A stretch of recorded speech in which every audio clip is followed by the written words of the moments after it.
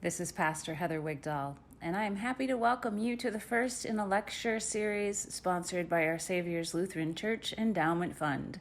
This Reflections series intends to highlight essential aspects for us as an authentic church in and for the world. Our first presenter is Pastor Don Wisner, Pastor Emeritus here at OSL. He shares a series of 3 episodes focused on the essentials for the exiled church during this pandemic.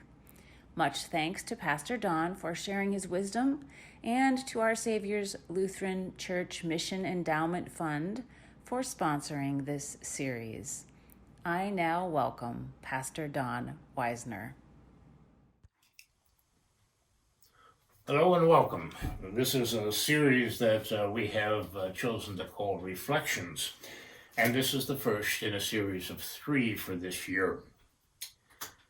Before the Common Era in 587, what we call BC, in the southern kingdom of Judah, the king Jeroboam refused to pay tribute or taxes to the neighboring king who was much more powerful than himself, named Nebuchadnezzar.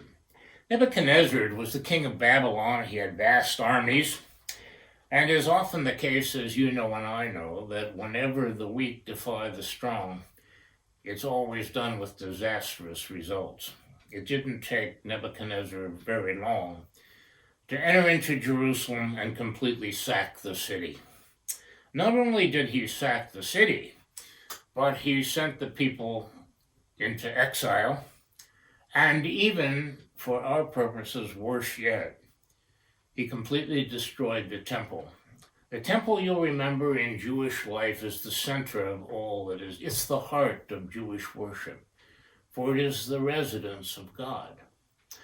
To destroy the temple is to destroy the home of God in a place.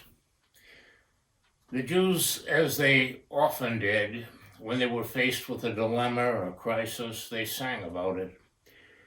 And the song that they sang, we know now as Psalm 137, verse 4, in which they said, "How do we worship God in a strange land?" That was the Jewish exile, just one of them. There were going to be many.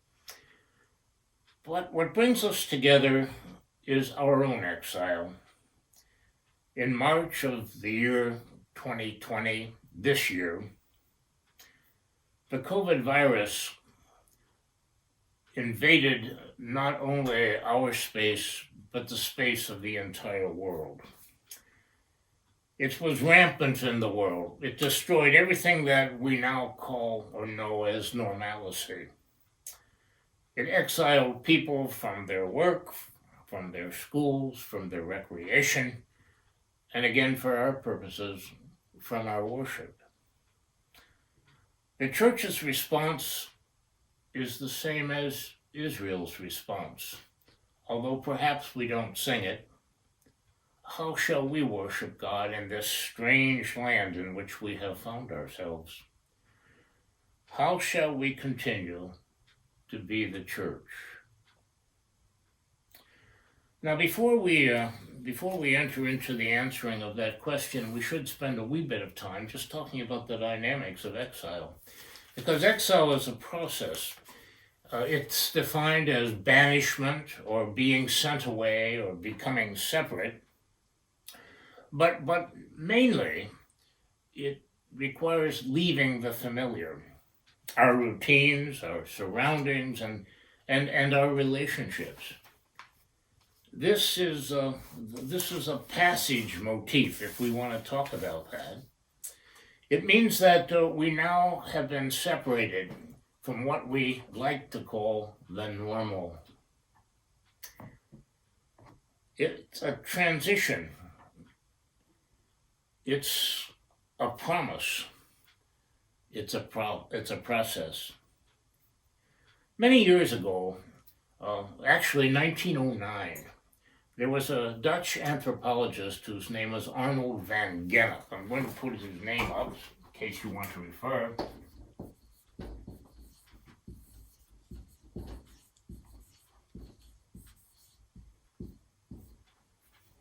Van Gennep, though he was Dutch, spent an enormous amount of time living in Paris. And in Paris, his discipline was French folk literature. But while in Paris, he often took journeys to Africa.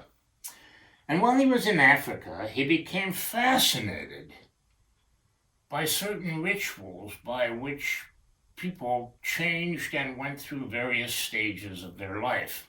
He chose to call these rites of passage. The one that fascinated him the most was the rite of passage in which young men reaching puberty became of age and moved from young manhood into adulthood. And in each of the towns and villages that he visited, there was a large tower in the middle of the middle of the village, a large tower, a kind of platform at the top. And the young man, when it was time and when it was ready, was to climb up to the top of this tower, and there at the top of the tower, vines were attached to his ankles, and around the base of the tower was gathered the whole community, waiting for this ritual to commence. The young man that went to the top of the tower separated himself from the rest of his brothers and sisters and stood up there alone. But then he was asked to leap from the tower and make his way down, and hopefully, long before bungee cords were invented, the vines would snatch him up before he crashed into the ground. And as the success of this, Van Gennep said he was then welcomed into the community with a huge festival. And what Van Gennep noticed and recorded was this process, which became threefold.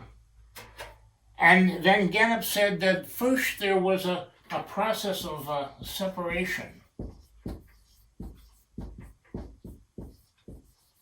in which this young man separated himself from his brothers and sisters, his family, and the previous life that he had known. The second stage in this rite of passage that Van Gennep recorded was a process of chaos.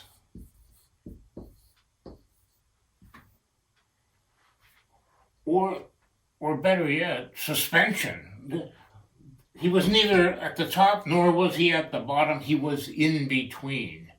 What later anthropologists call the liminal, or the marginal. And at the bottom, he was, if successful,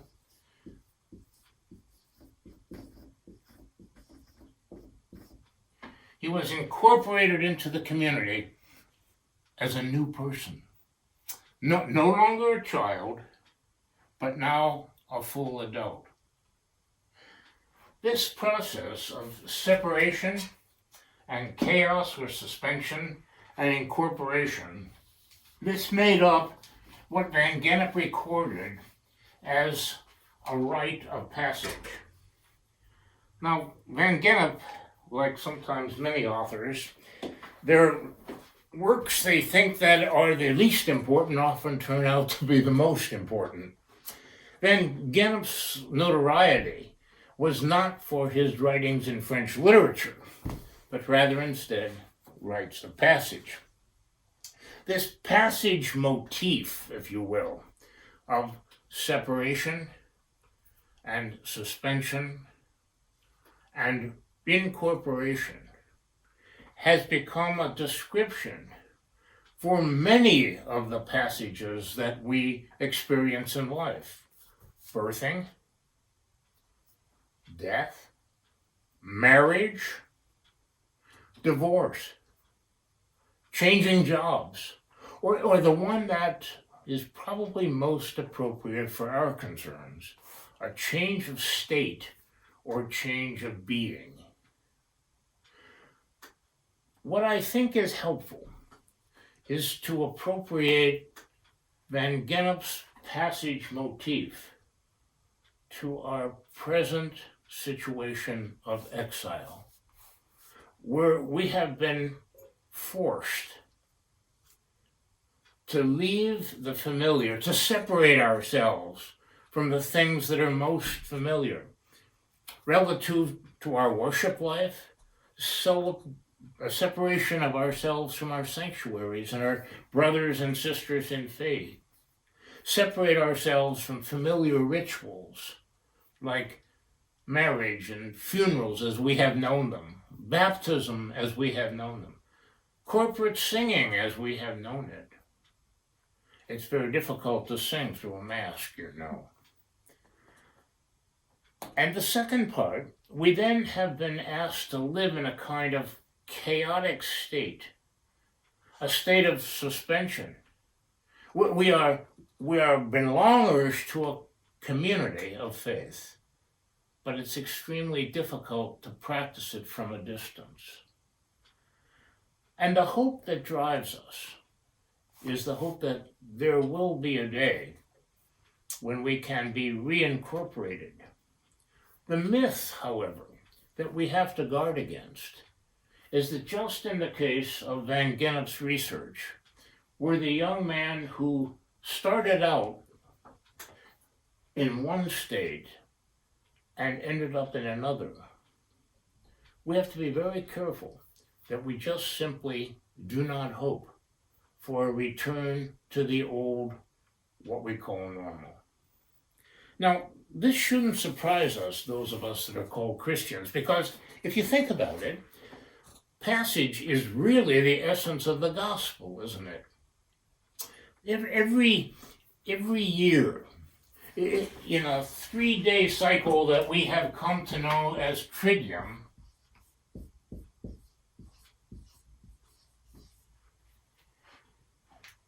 we reenact a process of passage that was experienced by Christ. Central to our life of faith is the Triduum journey.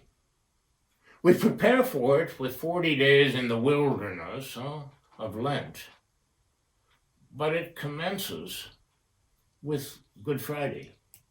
Good Friday is a day, remember, that is really about separation, isn't it? It's about Christ's death on the cross. Not his suspended animation. He's not, as Billy Crystal liked to say, just a wee bit dead. He's totally dead. And therefore he is separated from his brothers and sisters, and most notably his disciples. The second day of Triduum is Holy Saturday. It's a day that, for Lutherans, is somewhat problematic because we don't typically take the time to recognize it as such. We want to get through this as quickly as possible. And so we usually on Holy Saturday decorate the church or prepare a meal for Easter morning. But it's a day, remember, where were the disciples? They were in hiding for fear, because fear is a critical dimension in chaos. Is it not? And then, the completion of the cycle of Triduum, Easter. Easter is a day of reincorporation. Of reincorporation. He is not risen. He is risen. He is not here. He is a new being. And so we spend time on Easter talking about the newness. But that shouldn't surprise us, because this Christ who experienced himself Holy Good Friday and Holy Saturday and Easter promised newness for us, that you shall have life in abundance, and it shall be new. That's Christ's experience of passage. But every one of us who have been baptized, we have been baptized into the death and resurrection of Christ. as if our parents who carried us to baptismal fonts when we were tiny little people, at maybe 19 or 20 inches long, knew that our life is really going to be a series of passages, that there would be dyings and occasions of separation. There would be the craziness of chaos in between. But the hope that our parents wanted us to live by was that for us, as for Jesus, there is an Easter. This baptismal motif is our first experience of passage, but it's to be replayed over and over again. And in this current exile, this current experience, it's something that the church needs to have reinforced so that we do not live as people who have no hope.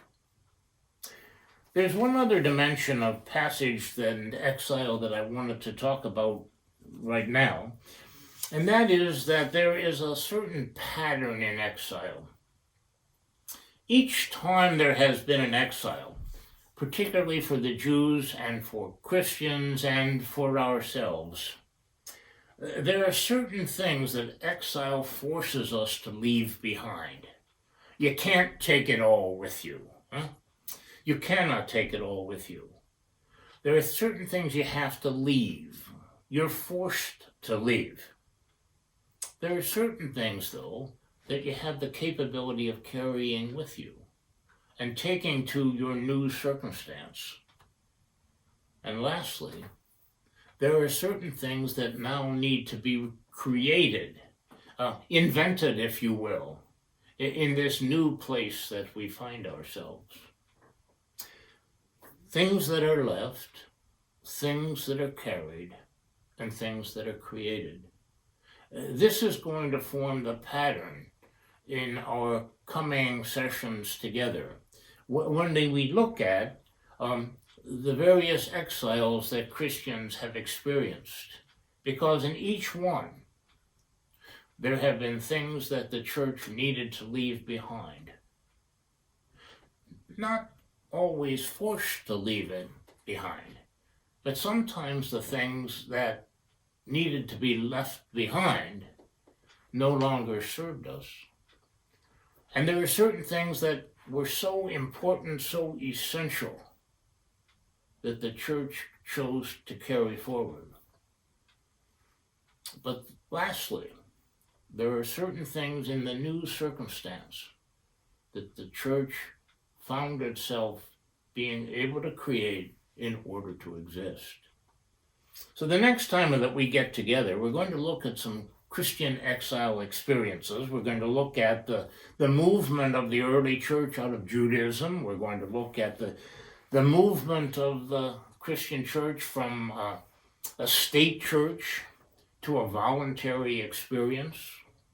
We're going to look at the movement from the Roman Catholic Church all of the Reformation, and we're going to look at a movement from European Christian experience to the new frontier. And then the last time that we get together, I hope we have an experience to really analyze in some detail our present pandemic exile, taking it apart, looking at the things that we have left, looking at the things that we carried.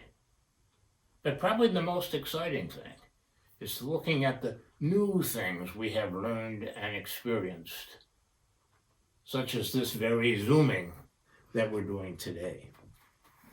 God bless you.